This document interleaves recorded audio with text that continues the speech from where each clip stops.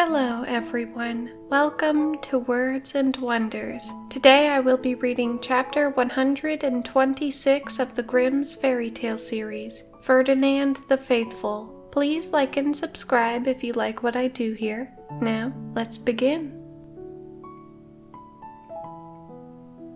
Once upon a time lived a man and a woman who so long as they were rich had no children. But when they were poor they had a little boy. They could, however, find no godfather for him. So the man said he would just go to another place to see if he could get one there. As he went, a poor man met him, who asked him where he was going. He said he was going to see if he could get a godfather, that he was poor, so no one would stand as godfather for him. "Oh," said the poor man, "you are poor and I am poor. I will be godfather for you, but I am so ill off I can give the child nothing. Go home and tell the nurse that she is to come to the church with the child." When they all got to the church together, the beggar was already there, and he gave the child the name of Ferdinand the Faithful. When he was going out of the church, the beggar said, "Now go home. I can give you nothing,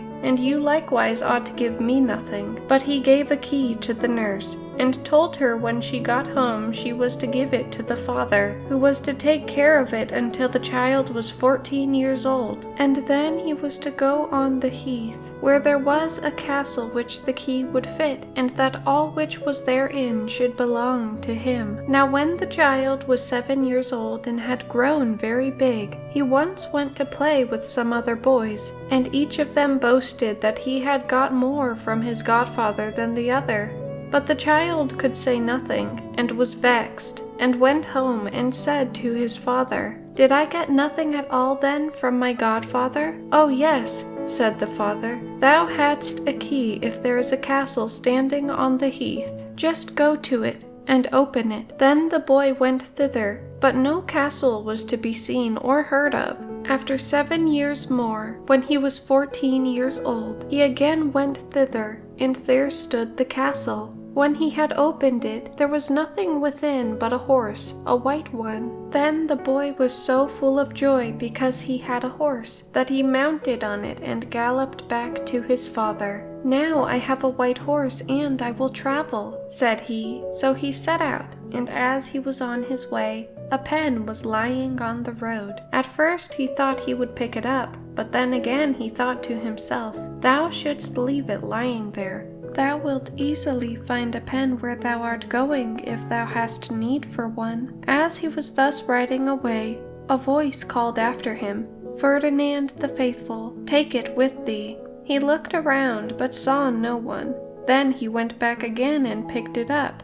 When he had ridden a little way further, he passed by a lake, and a fish was lying on the bank, gasping and panting for breath. So he said, "Wait, my dear fish, I will help thee get into the water." And he took hold of it by the tail and threw it into the lake. Then the fish put its head out of the water and said, "As thou hast helped me out of the mud, I will give thee a flute. When thou art in any need, play on it, and then I will help thee. And if ever thou lettest anything fall in the water, just play and I will reach it out to thee." Then he rode away, and there came to him a man who asked him where he was going. "Oh, to the next place." Then what his name was, Ferdinand the Faithful. "So then, we have got almost the same name. I am called Ferdinand the Unfaithful." And they both set out to the inn in the nearest place. Now it was unfortunate that Ferdinand the Unfaithful knew everything that the other had ever thought, and everything he was about to do. He knew it by means of all kinds of wicked arts. There was, however, in the inn an honest girl who had a bright face and behaved very prettily. She fell in love with Ferdinand the Faithful because he was a handsome man, and she asked him whither he was going. "Oh, I am just traveling round about," said he. Then she said he ought to stay there, for the king of that country wanted an attendant or an outrider, and he ought to enter his service. He answered he could not very well go to anyone like that, and offer himself. Then said the maiden, "Oh, but I will soon do that for you." And so she went straight to the king, and told him that she knew of an excellent servant for him. He was well pleased with that, and had Ferdinand the Faithful brought to him, and wanted to make him his servant. He, however, liked better to be an outrider, for where his horse was, there he also wanted to be, so the king made him an outrider.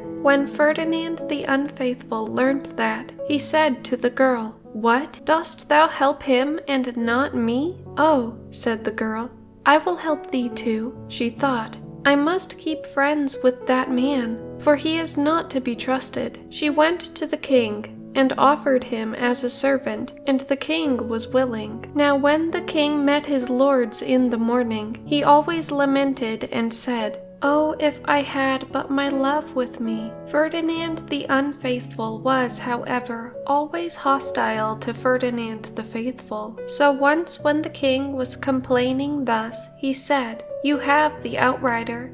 Send him away to get her, and if he does not do it, his head must be struck off."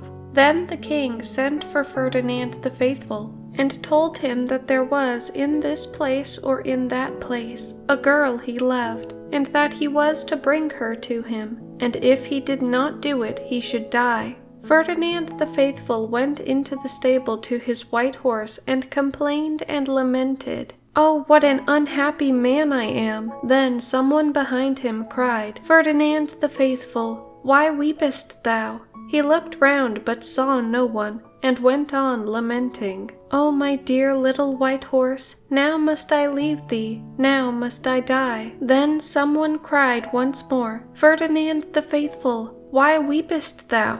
Then for the first time he was aware that it was his little white horse who was putting that question. "Dost thou speak, my little white horse? Canst thou do that?" And again he said, "I am to go to this place and to that, and am to bring the bride. Canst thou tell me how I am to set about it?" Then answered the little white horse, "Go thou to the king, and say if he will give thou what thou must have, thou wilt get her for him. If he will give thee a ship full of meat, and a ship full of bread, it will succeed. Great giants dwell on the lake, and if thou takest no meat with thee for them, they will tear thee to pieces. And there are the large birds which should pick the eyes out of thy head if thou hadst no bread for them." Then the king made all the butchers in the land kill, and all the bakers bake, that the ships might be filled. When they were full, the little white horse said to Ferdinand the Faithful, "Now mount me, and go with me into the ship. And then, when the giants come, say, 'Peace, peace, my dear little giants. I have had thought of ye, something I have brought for ye.' And when the birds come, thou shalt again say, 'Peace, peace, my dear little birds. I have thought of ye, something I have brought for ye.' Then they will do nothing to thee. And when thou comest to the castle,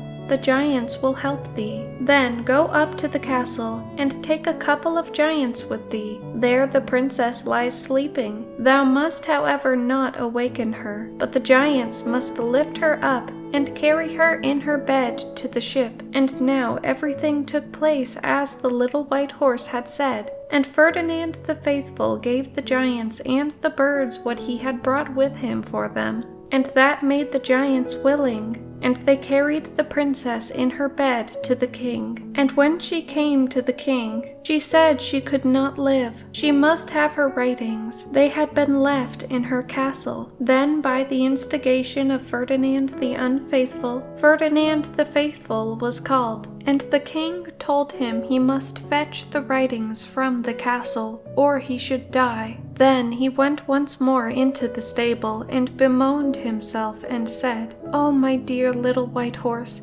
now I am to go away again. How am I to do it?" Then the little white horse said he was just to load the ships full again. So it happened again as it had happened before. And the giants and the birds were satisfied and made gentle by the meat. When they came to the castle, the white horse told Ferdinand the Faithful that he must go in, and that on the table in the princess's bedroom lay the writings. And Ferdinand the Faithful went in and fetched them. When they were on the lake, he let his pen fall into the water. Then said the white horse, "Now I cannot help thee at all." But he remembered his flute, and began to play on it, and the fish came with the pen in its mouth, and gave it to him. So he took the writings to the castle where the wedding was celebrated. The queen, however, did not love the king because he had no nose, but she would have much liked to love